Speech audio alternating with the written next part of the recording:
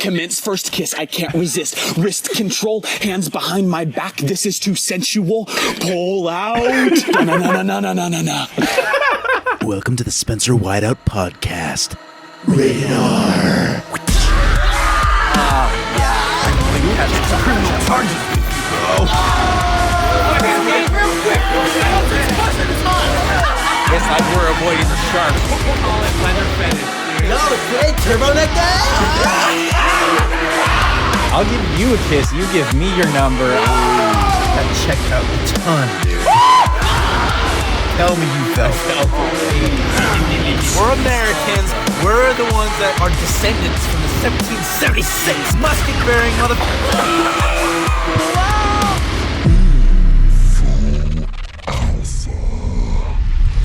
Welcome back to the Spencer Whiteout podcast. This episode features Matt Walker, who originally was going to play the lead role in my feature film, Space Waves. We recorded this on August 27th, 2021, so right after we did the Space Waves premiere, but before it hit streaming for the general public. Matt wasn't at the premiere because during this time he was busy packing up to move to Tennessee, so I flew up to Grass Valley at the last minute to get this conversation with him before he left California for good. In this episode, you'll hear us talk all about our history as well as Matt's reaction to Space Waves.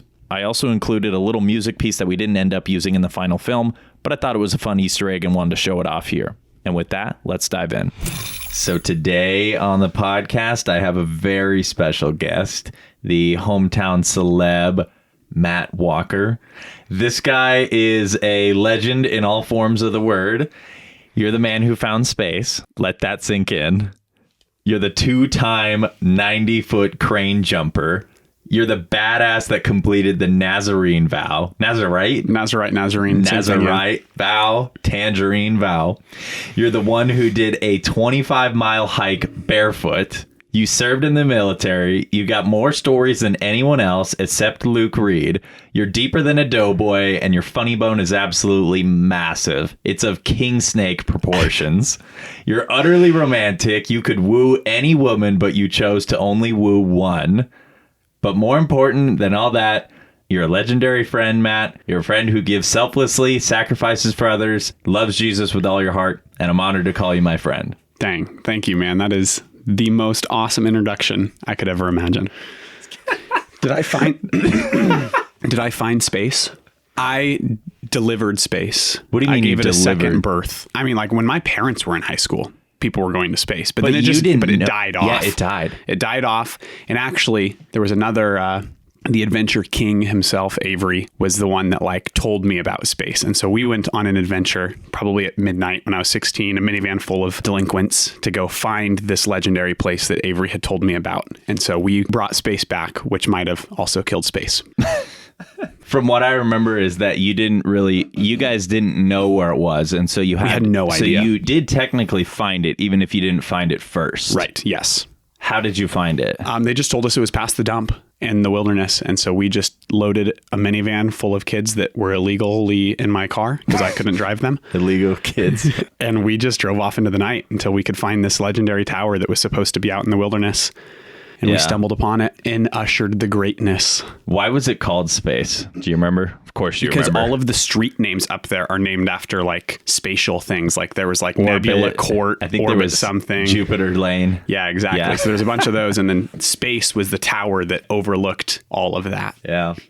So I think today, Matt, this is going to be a very special conversation. We're going to break down our entire history together. We're going to start back at 8th grade, come all the way up through present day.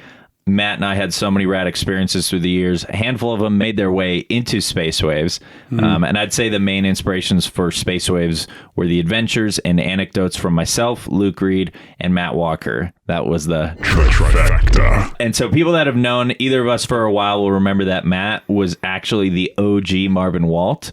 That's why I gave the character the initials MW, Matthew Walker. Let's go. Marvin Walt, right? He was going to play the lead role in the movie, but ish went down and Matt exited the project. In fact, it got so gnarly that our friendship shattered and we didn't speak for, close to like 2 years. But thanks be to God, because now we are living in the redemption arc of the relationship. You coined that term, didn't We you, are Matt? living in the real life space waves right now, and it's pretty amazing. Pretty wild that like Marvin and Joey in the story of Space Waves, they have a falling out over Space Waves, over the Space Waves then we podcast. had a fall. Does that make you Joey? And then no, that's you, bro. You're the one that left. I'm the dirtbag. You're the one that left, bro. The other one has my initials, so I play both characters in this role. Oh man. Sorry, but yeah, Rudy. then Matt and I had a falling out because of Space Waves the movie, which is just so crazy and so meta. But we're going to unpack that whole story later in the episode, but I figure we should start at the beginning. Let's talk about how we met Yeah, I think I was the weird barefoot kid cooking burgers on the world's smallest grill. at Condon Skate Park. At Condon Skate Park. I did not skateboard, but I thought you guys were cool that did skateboard. I could get on a board and push around, but I couldn't even freaking ollie. So I showed up to the skate park one day and just wanted to like make friends. And so I brought a little tiny camping grill. It's like not even a foot in No, diameter. It was smaller than my actual foot. And I showed up with this and some frozen burgers from grocery outlet and just started making cheeseburgers for everyone that was skateboarding because I was like, dude, I just want friends. And so I met you, dude. I and made was you like, a cheeseburger. Matt, That sounds you- really depressing when I say it that way. I had friends there with me. I just wasn't necessarily the cool kid. I was the You barefoot wanted kid more flipping friends. burgers. I wanted all of the friends. I was Yeah. out there collecting friends like it was Pokemon. Was this the Vibram? I think Five this was- Fingers era? Oh, yeah. I wish I could forget that era. Toe shoes at the skate park. I don't know who convinced me to do that because you can't really skate in those. Maybe that's why I couldn't ollie because I had shoes that fit to my toes.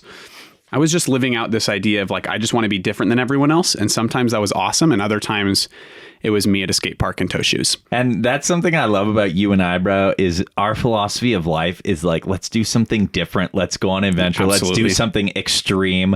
Let's push it to the limits just to feel alive.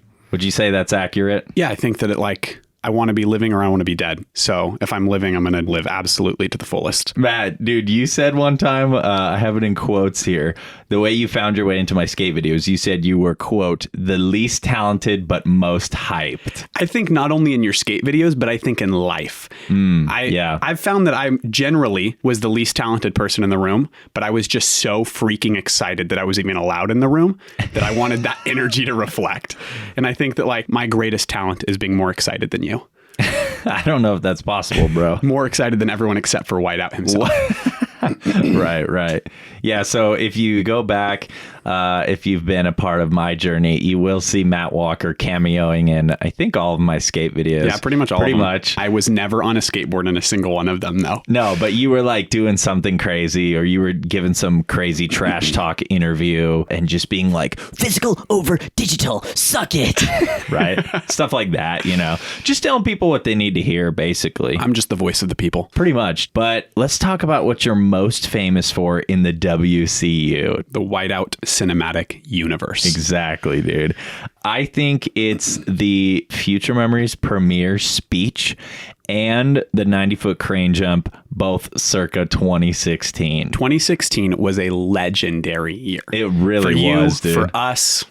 We were both convinced we were going to marry a certain person. Not the same person, but... Well, What? just kidding. No, that was a joke. Spoiler alert. We did not marry either of those people. We didn't. And both Matt and I, we were like, dude, this is the start of the rest of our lives. And then our lives got put on pause And for it even quickly longer. felt like the end of our lives. We're done. So talk about what Phuture Memories is, Matt, for people that don't know. So I actually still have a Phuture Memories. Well, that's not true. I just took it down because I'm moving houses. But I do have a Phuture Memories speech above my like Twitch streaming setup. Wait, or not what? speech. Sorry, the poster. original poster Got with it, the got two it. chairs on the mountaintop. Yeah. Still have that right behind my stream setup. Phuture Memories was your last skate film, right? Yeah, that was my last That was full-length like the, skate video. You made a couple beforehand that we're figuring out as a young dude. And that was, I feel like Phuture Memories was once you started to step into your role as like amateur professional filmmaker. Yeah. Phuture Memories was the collection of that. And that one just felt like it was like this whole idea of let's toss out the digital. We just go through moments too quickly and we throw them aside and we don't get to remember any of it. And so is this idea of not just skating, but like making every single moment we're in right now a memory that we look back on and tell our kids about because every single thing is killer and there's no filler. All killer, no filler. Sum 41. Yeah, exactly. I listened to that album last week. Oh, did you? Yes. That's a great album, dude. Are you in too deep? I'm still living back then, bro. In too deep. Nice reference. Oh, man. But yeah, dude, that skate video was all about creating the memories that you're going to look back on later. So it's like live in a way now that you're going to look back on and be really proud of and just cherish those memories. I'm really proud of that one because like you said, Matt, I feel like I was still finding my footing before with the other skate videos, but that one was... I knew it was going to be my last skate video. And so you put everything you had into it. Yeah, because I was 22 at the time and I was in college in film school and I realized I really just come to the end of my rope with it. I mean, I feel like I could have kept doing skate videos forever, but my friends were growing up and, you know, stopping skateboarding or like they didn't want to commit to some huge full length project because that was my thing. It was like I never wanted to do something halfway. It was you weren't doing like 3-minute skateboarding YouTube videos. You were making films. Full length, like 45 to an hour, like just huge collection of a year or 2 years worth of footage. And like it's not just skating, you know, there would be all kinds of stuff in there, like all these stunts and antics and just wild, ridiculous stuff. Like I've got a very wild life. I mean, and so I just wanted to highlight that. We were basically adventurous jackass. Yeah. Is what we were creating. When I say we, I mean you. I was just there for the ride. All right, let's talk about 90-foot crane jump. Because that was your last skate film, we had this idea that like, let's just take everything to the absolute maximum. And so I thought, what can I do that no one else can do? I can't skateboard. So let me almost risk my entire life by jumping off of a 90-foot crane into the river. It was a jump that I'd only done one time before. Well, you say it like, oh, I'd only done it once before. Dude, you freaking did it once before. Yeah, and it took me so long to do it because I was terrified. For reference, I'm like terrified of heights. The reality is that that if I see that I have a fear, I want to absolutely conquer it every single time that it surfaces. And so when I recognize that I'm scared of heights, the solution is to jump off of heights where it feels like I'm going to die. And when I jump off of that cliff, it's my fear that's dying and not myself. And so I did the same thing with the crane. Essentially, there was this old mining crane called the Jolly Boy crane. And that's what we called my crew of friends in high school. We were the Jolly Boys. It wasn't the Wolf Pack. The Wolf Pack also existed. We had so many groups of friends. One of them and two of us in the Jolly... So many different crews. So many crews, bro. I found my way into every single one. But the Jolly Boys, two of us were also members of the Wolf Pack. But so the Jolly Boy crane was this old mining equipment that is 90 feet above the river in this little tiny canyon where the whole river pushes through in it's like 4 feet wide and that's it. This tiny little river through these mountain rocks and then opens up for this cul-de-sac. Yeah, exactly. And then opens up in this big old pool that's the cul-de-sac of the river right there. That's pretty deep. It's a perfect spot to jump off of. They definitely did not design that crane for crazy teenagers like myself to go jumping off of. It was to pull rocks out of the water or something. But we see that over the water, and the only answer is let's frickin' send it. You go. It was just sketch, bro. It was sketch. And so I was like, I knew you had jumped it, and I had seen like an iPhone video of it, and I was like, bro, that's like the gnarliest thing ever. Low quality iPhone video. Yeah, and I was like, we have to film it triple angles with my cameras. Like, I want to take the freaking film crew out to you, dude, and make this happen. And I was like, dude, we got to start the skate video off with a bang. So literally, that is the first little portion of Phuture Memories is Matt going up to the top and this girl, well, we won't mention her name. Yeah, we won't say the she's names. like, I'll marry you if you jump. that was also probably the reason you were so gun-ho to do it again. There's a cute girl at the bottom. When you're a single eligible male, the solution is puff out the feathers and do everything you can to impress the ladies. My life motto is pain is temporary, glory is forever, and chicks dig scars. So we had to send it. Yes, but you were very hesitant, dude. Very and that was hesitant. the thing. You promised me, you were like, yeah, dude, we'll do it, but before the end of the summer, before the deadline, for sure. You had asked me to jump. Well, actually, I think I mostly offered to jump because I wanted to be a part of your film. And I was like, this is the most wild thing that I can do. And so you wanted it by the end of summer, right? And I kept just pushing it back every single time. A little bit of evidence of my hesitation there. It was a scary jump. Hesitation. My hesitation. So I don't know. We pushed it back to like the last week of summer itself, the very last minute. And then when I got up on there, we pushed it to the last minute too. Because I think I must have stood up on that crane for 5 minutes before I was willing to jump. No, are you kidding? You remember it as 5 minutes? It was 40 minutes. Okay, dude. 40 minutes. The same thing, right? Bro, no joke. The battery died on one of my cameras because of that. I was terrified. We couldn't even communicate. We couldn't hear each other because it was 100 so far up, 90 feet in the air, and like we're way down at the bottom filming it. And actually, we got sunburned too while we were just standing there waiting for you. I think I got sunburned too. I was in nothing except for short shorts up there. Circa 2016 was we don't wear regular length shorts either. Give me the 5-inch inseam. And so I was sunburned from toes to thighs to chest all around. So what was it like when you did jump off? Bro, your heart just stops for a moment as you're falling. I hit pretty freaking hard. And then I always do this to build up the hype, bro. As soon as I hit, I just stay under the water and I try to hold myself under the water so everybody thinks that I died. And then I burst out with the energy. Oh, it's beautiful. Like if you guys have not baptism, watched dude. that, you need to watch that. Actually, that jump, did it make it in the final cut of Space Waves? Yes, it did. So you can see that in Space Waves. So while Matt didn't act in the movie, you are a stunt double in the movie. I was the MW stunt double. Yeah, and the Hourglass Existence video that's in Space Waves, that's totally inspired by Phuture Memories, and it's got the same font and the same like design and everything. So basically, it's just a reference. It's an homage to Phuture Memories. One small detail I have to mention before we move on to the Phuture Memories speech is that your feet got bruised because of the water, dude. The impact, right? And I was barefoot. I was dumb enough to jump it barefoot the first time, and then I was dumb enough to jump it barefoot the second time. It freaking hurt. I think the first time that I hit so hard that I didn't actually get knocked out, but I felt like that I was like stunned for a second there. I couldn't swim, and I'm sitting in a 20-foot deep body of water, just like, oh, I think I'm going to drown right now. And I think that's why I was so hesitant to do it the second time. A lot of times you're scared of something, and you just need to do it once, and it's like, it's good. I got this. Well, the problem with the crane was I did it once, and it hurt like hell. So doing it a second time, there was no relief. I knew that I was just stepping into the darkness for your film again, but it was absolutely worth it. It was worth it, bro. Let's talk about your Phuture Memories premiere speech. And just, dude, why the hype speeches? If you guys were at the Space Waves premiere, you would see the same exact thing. Luke Reed gave the hype speech there, right? If you're at any kind of premiere, you don't want to go into a film with people feeling like they might be falling asleep. You don't want to go into anything creative and beautiful without absolutely elevating the hype to the maximum.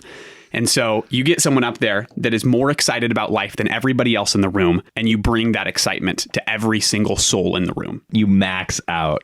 I remember Luke Reed was doing that premiere speech for Phuture Memories. I remember just feeling like, oh, dude, the speech is good, but we're missing something. And I couldn't put my finger on it, but I was like, do we need one more thing to really launch this premiere into the next stratosphere? And I hit you up. Hey, Matt, you do spoken word, right? Yeah. That was a weird time period. Spoken word was all the hype on YouTube. And I was like a little bit of a romantic. I was already writing poetry. And so I was like, dude, I just got to join in on whatever the hype is and be a part of the energy. The challenge, I was writing spoken word all the time. And it was a lot of fun. And so you asked me to write a spoken word for this, for the speech. I mean, we wrote it, the night before? In a gazebo. In a gazebo under the stars. Wrote it the night before, and we just, we winged it. And the night before, we wang it. I remember you being like, dude, I don't have any inspiration. Like, I don't know. I have no idea what to do. And I'm like, man, come on. Like, this is tomorrow. We have to do something. And it was you, me, and Jason Foster. And we're like, okay, let's not think about that. Let's just like catch up for a little bit first. You know, like what's going on in our lives? You're like, bro, I just had my first kiss. Which is kind of depressing. Yeah. And I was like, what? Tell us the story. Tell us. And you just started going off, dude. You were like, oh yeah, dude, it was the most insane thing ever. And you're telling this whole story. By the way, is it true that your wife still does not know the first kiss story? My wife knows who my first kiss was, but she does not know. That's just one of the things I don't know that you really talk about with your spouse. Hey, you want to know about my first like kiss? The whole story. You don't Can I go tell you the whole with thing? That. She's going to find out. But we're going to go in depth, apparently. Let's first play the Phuture Memories speech for everybody. Sweet. And then we will break it down and you will tell us kind of what the hell you/we were thinking when we wrote this and how it really was inspired by real life. Is this the original recording of the speech? This is the original. I feel like I had a hair in my mouth. It's the cats. You can't groom them like that anymore. This is the original practice run through of the speech. So when we were under the gazebo? In the gazebo. This is night before, and it was like, okay, we finished the speech. Here's the first run through. Record it, and we'll see how long it is. And I think it's like 3 minutes. So we're going to play that now, and then we're going to react to it and break it down for y'all. Inserting exclusive audio recording from the vault. This is a poem about skateboarding in the context of romance. Now swoon as I spit my soliloquies. Close your eyes. Now imagine this. Nothing. A vast expanse. No beginning, no ending. Perpetual infinity. Now get out of that and snap back to reality. Oh, there goes gravity. Oh, mom spaghetti. Next stanza. Now imagine this. You're 20 years old and your lips have never graced a woman's face or cheek or anything for that matter. Why does this matter? Cut the chatter. Snap back to reality. It's midnight. The only star shining is her eyes. My worries and fears dissolve in the hot tub, and in this moment I've never felt more alive. I want you. Years of rehearsing couldn't have prepared me for this. I'm shaking, but only because it's cold and I'm not submerged in the bubbles. So I dive in. You're waiting, anticipating. I'm suffocating, no breathing. Don't give a rip if I break my heart bleeding. No. Now pause. Let that digest. Oh, snap back to reality. It's time for that first kiss. Lean in. Wait. Pull out. Kissing in the hot tub would be too inappropriate. Go to the bedroom. Commence first kiss. I can't resist. Wrist control. Hands behind my back. This is too sensual. Pull out.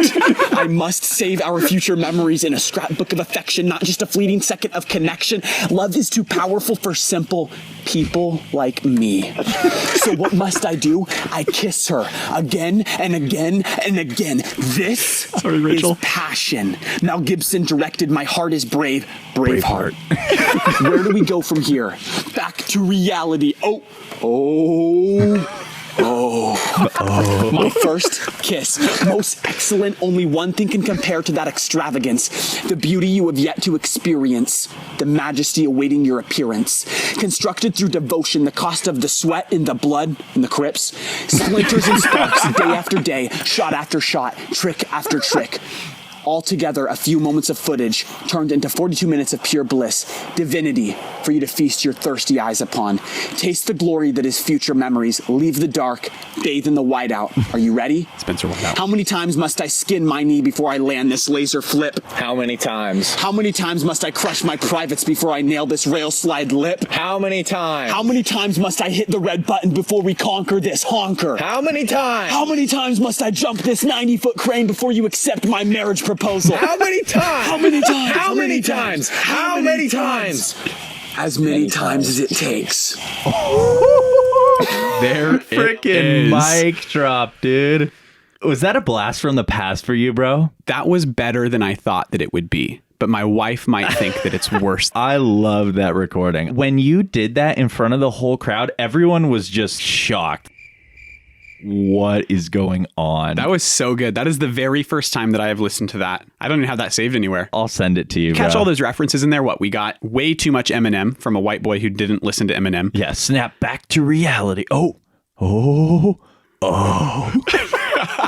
Yeah, we want to break down the embarrassing makeout session that I had. That makes it seem like I was good at kissing or that I knew what I was doing, but I was 20 years old and that was my very first kiss. I had no idea what the hell was going on. Well, let's talk about this line. Lean in, wait, pull out. Kissing in the hot tub would be too inappropriate. Go to the bedroom. What was that, bro? So this girl, I think we were dating. Maybe we weren't. I have no idea, actually. But I did like her for a long time. She was like my high school sweetheart. That was not sweet and was heartless. Shots fired. That was a terrible relationship.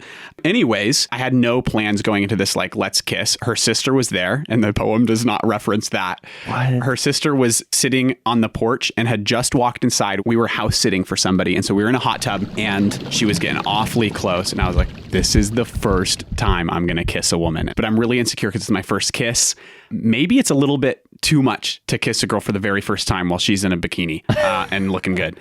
and she wants me. It's clear. Did you know you were cute? And so I thought, well, that's a little too much. Let's not kiss yet. Well, you said like, I can't kiss in the hot tub because that's too steamy. Yeah, it just felt too much. You know, the first kiss you imagine like a playground pure kiss, and I was like, dude, I'm in a bathing suit. There's steam popping up. You can see the stars in the sky. There's a bit of bikini going on. Little too much bikini action. Yeah. I don't want to get too handsy because I've never gotten lipsy, and so I figured too sensual. Let's back up. Let's go to the bedroom. I don't know how you thought that was better.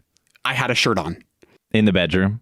in the bedroom. Yeah. I didn't intend to go to the bedroom. That was just where That's just the where night you ended evolved. up. I was not leading this moment. I was just along for the ride. Like a llama to the slaughter. So commence first kiss. I can't resist. Wrist control. Hands behind my back. This is too sensual. Pull out. What is that? Do you even remember? Bro, I'm like trying to. I have no freaking idea. I think that like again, it was probably like this is too much. I'm sitting on a bed in a stranger's bedroom. And so I like didn't want to push the boundaries. I wanted to be romantic, but I didn't want to push the boundaries of sensuality because I was a young, unexperienced gentleman. You were a gentleman. And the wrist control, that sounds like some gnarly kinky-ish, but really wrist it was because control, I didn't want to get handsy. You didn't want to get handsy, so it was I'm controlling my wrists. So I quite literally put my hands behind my back instead of like touching her face or something so that I wouldn't get handsy. That's what that line is a reference to. Oh, man. So bad. And then how about how many times? Okay, how many times? Classic. Extreme Days is one of my favorite films. It's not a good film, but it's a great film. And so it is one of those movies that you just have to experience, but don't expect it to be like cinematically great. And that's a reference. There was a spoken word after a snowboarding trip in that movie that they kept talking about tricks they were landing. And that's what the how many times comes from, where they had this like metal band in the background. PAX 217, great band.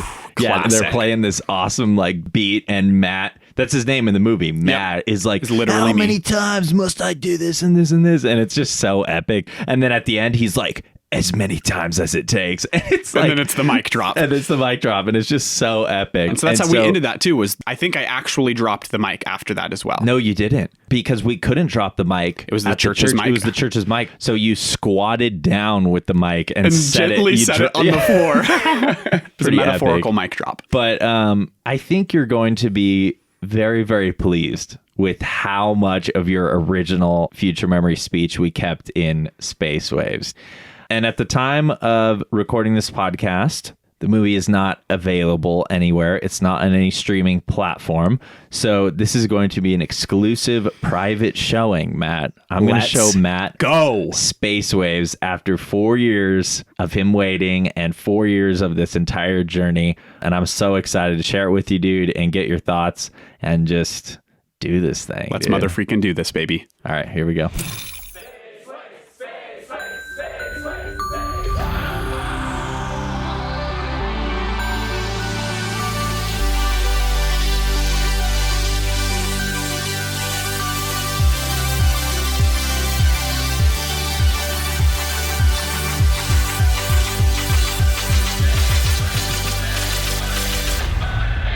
Try it. My voice always cracks. Yeah, do it. I can't sing. Why do you want me to do that? Now I'm on the spot.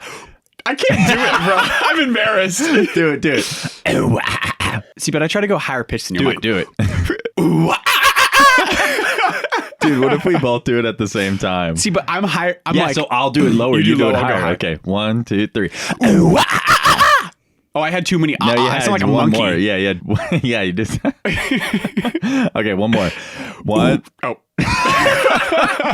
All right, one. On three or after three? 1, 2, 3, go, or 1, 2. 1, 2, 3, go. Okay.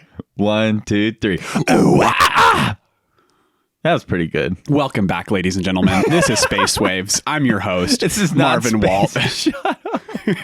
So, Matt, you just saw Space Waves for the very first time. I won't yell so loud so I don't peek. But I'm hyped. I have to yell. Okay, what did you think, bro? What are your raw reactions? My raw reactions. I really, really enjoyed that, and not just because you're my friend. It was really cool seeing, like, from a personal perspective, seeing this project that I've watched develop over the last like almost half a decade, 4 years, being able to see it all come to fruition and how exciting it is. And all these little things that like, oh, I remember when we talked about that scene 4 years ago. And I remember when we did the reading for that part and being able to see all of that come to life. And then some of those locations, I mean, you were running around in my childhood and that was so cool. I love your writing style.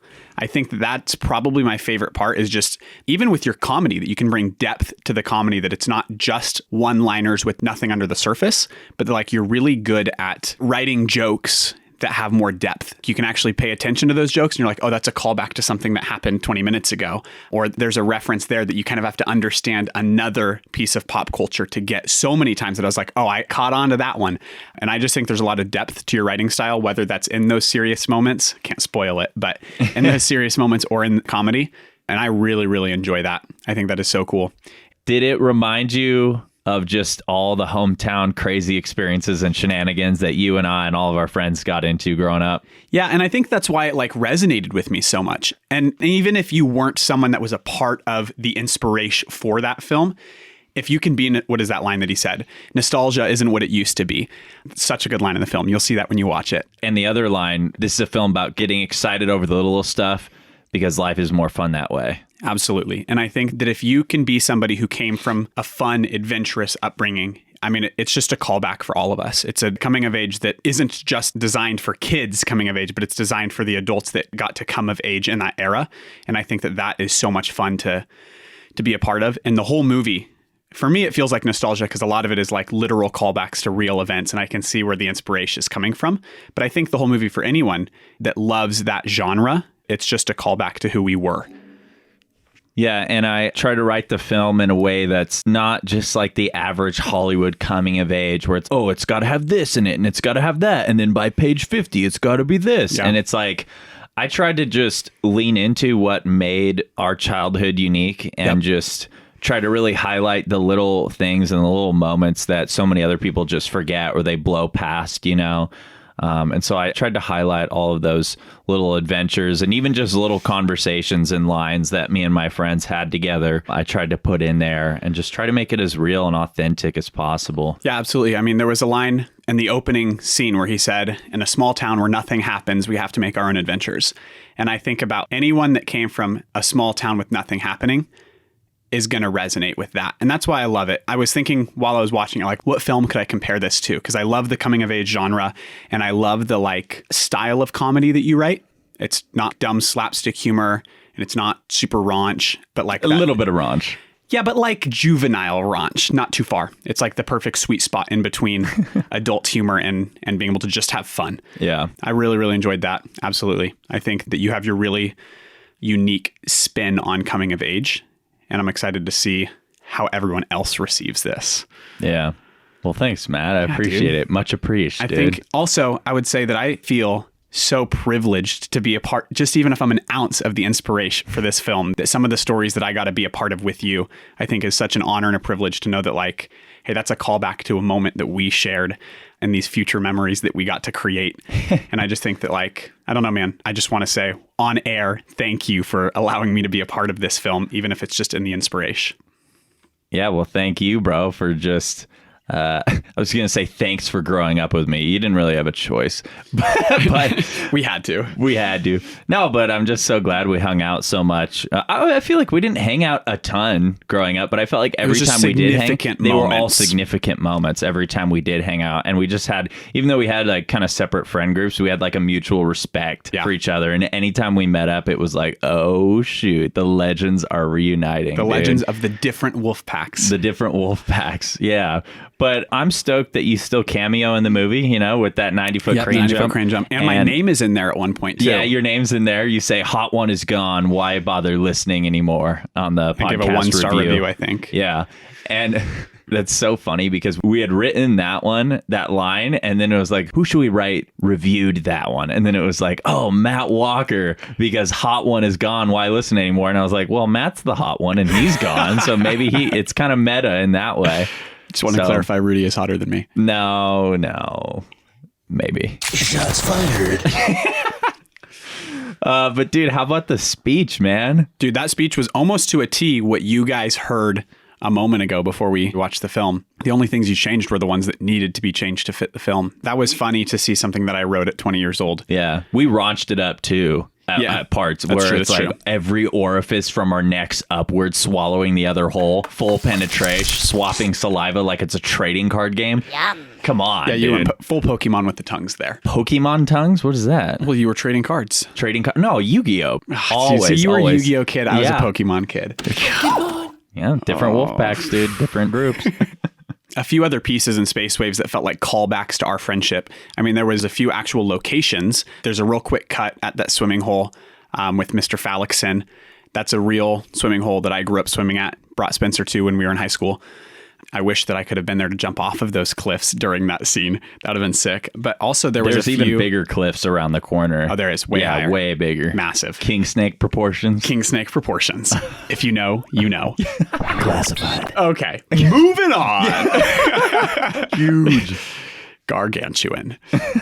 Gargantula. Dude, that's a gangster name, dude. Gargantula. Gargantula. That's going to be the next Wait, what was movie title? What was the guy's name that was doing the opposite podcast? The Girthinator. Oh, Girthinator. Gargantula. Oh, Movie dude. 2. Let's go. Yeah, dude.